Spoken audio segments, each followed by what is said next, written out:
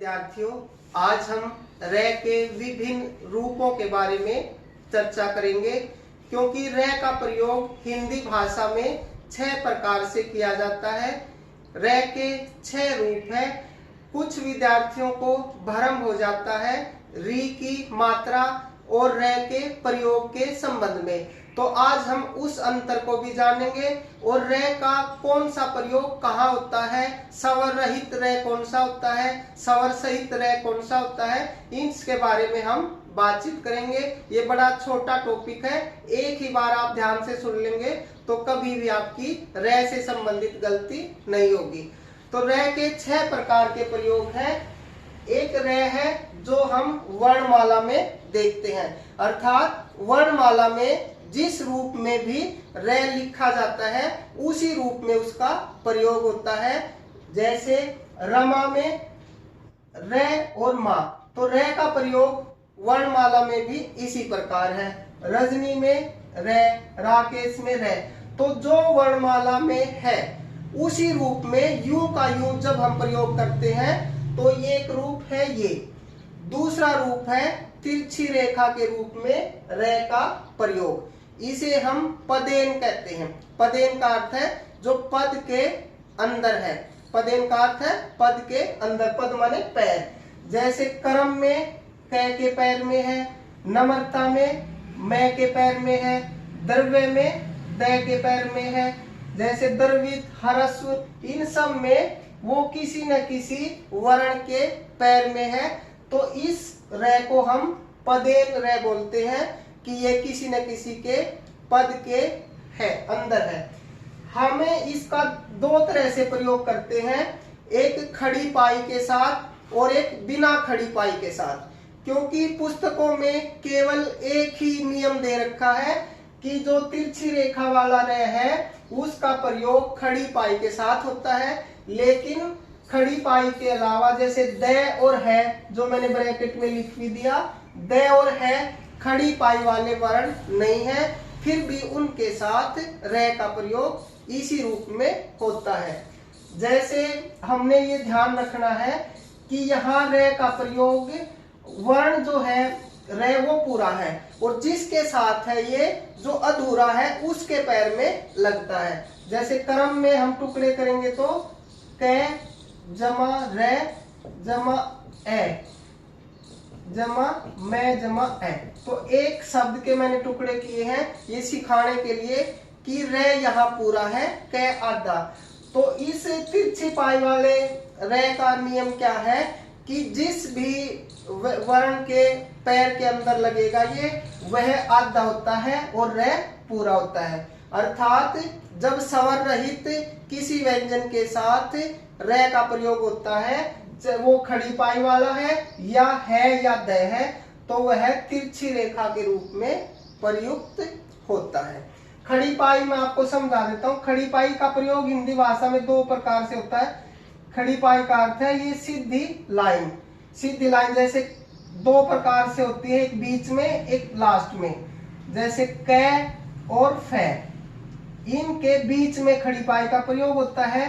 बाकी जो वर्ण है चाहे वो तय है, मैं है, ले है, इन 2 के अलावा खड़ी पाई का प्रयोग आखिर में होता है, तो इनके पैर में तिरछी रेखा के रूप में रे का प्रयोग होता है। दूसरा होता है उल्टे वी के रूप में रे का प्रयोग। तो उल्टे वी के रूप में जो नीचे से गोल है वहां रे का प्रयोग होता है, लेकिन यहाँ भी रे पूरा होता है, स्वर सहित होता है। तो मैंने लास्ट में ब्रैकेट में लिख दिया टे और डे जो नीचे से गोल है, इनका नियम क्या है, इन दोनों के साथ जब ये अर्ध व्यंजन के रूप में प्रयुक्त होते हैं और इनके साथ रे पूर्ण रूप से प्रयुक्त होता है, तो नीचे उल्टे वी के रूप में इसका प्रयोग होता है। मैंने उदाहरण दिए, जैसे ट्रक, ट्रक में टे आधा रे पूरा, ट्रैफिक में भी टे आधा रे पूरा, ड्राफ्ट में डे आधा रे पूरा। मतलब क्या है कि रे का प्रयोग रेफ को छोड़ के बाकी 5 कुल 6 प्रकार से मैंने इसके बताए हैं प्रयोग, लेकिन एक रेफ को छोड़ के बाकी हर जगह रे पूरा होता है और जिस व्यंजन के साथ ये लगता है वह आधा होता है। रेफ का नियम क्या है कि जब भी आधा रे प्रयुक्त होता है, आधा रे कहीं भी, जैसे कुछ आधे व्यंजन है, जैसे आधा वे है, इसकी खड़ी पाई हमने हटा दी, और कुछ आधे वे इसके क और फे का हम आधा जो हिस्सा है वो काट लेते, एक हाथ जो है वो छोटा कर देते हैं, ये नियम है। लेकिन रे का आधा लिखने का नियम है, यानी स्वरहित लिखने का नियम है कि ये हमेशा शिरोरेखा के ऊपर ही लिखा जाता है, आधा रे और किसी तरीके से नहीं लिखा जाता। तो ये जब भी इससे अगला वर्ण होगा ना, जैसे हम रे का प्रयोग करेंगे तो रे से अगला कोई भी वर्ण है उसके साथ ही इसका प्रयोग होता है। जैसे कर्म में रे से अगला मैं है तो ये मैं के ऊपर प्रयोग होगा। अगर उसके ऊपर कोई मात्रा है, यानी रे से अगला कोई भी व्यंजन है उसके साथ जो मात्रा है तो उस मात्रा के साथ प्रयुक्त होगा। जैसे सर्दी में ई की मात्रा के साथ प्रयोग होगा। प्राचार्य में रे से अगला यह है लेकिन यह के साथ आ की मात्रा है तो इसका प्रयोग आ की मात्रा के साथ होगा। तो नियम क्या है कि मात्रा रहित अगर व्यंजन है जिसके साथ रे का प्रयोग हुआ है तो वह व्यंजन के ऊपर शिरोरेखा के साथ लगेगा। शिरोरेखा भी दो प्रकार की है, एक नहीं सॉरी जो खड़ी पाई है ना उसके साथ प्रयोग होगा। खड़ी पाई एक अर्ध खड़ी पाई है, जैसे डे में लगती है, टे में लगती है, एक पूरी खड़ी पाई है। तो जहां पूरी खड़ी पाई होगी उसके ऊपर रे का प्रयोग, जैसे मैं तो ये है, आगे भी पाई है पीछे भी, लेकिन जो पूरी खड़ी पाई है उसके ऊपर रे का प्रयोग होगा। और अर्ध खड़ी पाई में अर्ध खड़ी पाई के ऊपर, जैसे टे है यहां, तो कोई भी व्यंजन हमने ये ध्यान रखना कि जब हम रे का प्रयोग करें तो शिरोरेखा के ऊपर कहीं भी ना उसको रख दें। हमने नियम क्या देखना है, जहां खड़ी पाई होगी, जैसे क है बीच में खड़ी पाई है तो इसके ऊपर, जैसे माँ है तो लास्ट में आ है तो उस मात्रा के ऊपर, यानी मात्रा रहित है तो खड़ी पाई के ऊपर या अर्ध खड़ी पाई के ऊपर, और मात्रा है तो उस मात्रा के साथ रे का प्रयोग होता है जो संवरहित होता है, जिसे हम आधा रे बोलते हैं। इसके अलावा त्रय में भी रे का प्रयोग होता है। त्रय में तय आधा और रे पूरा होता है।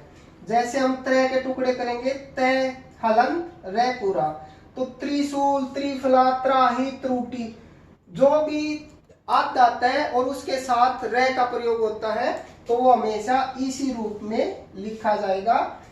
तय के लिए नियम है कि तय के साथ स्वर सहित जब भी रे आएगा, स्वर रहित रे के साथ, तय के साथ जब भी स्वर सहित रे यानी आद्य तय के साथ जब भी पूरा रे आएगा वह हमेशा इसी रूप में आएगा।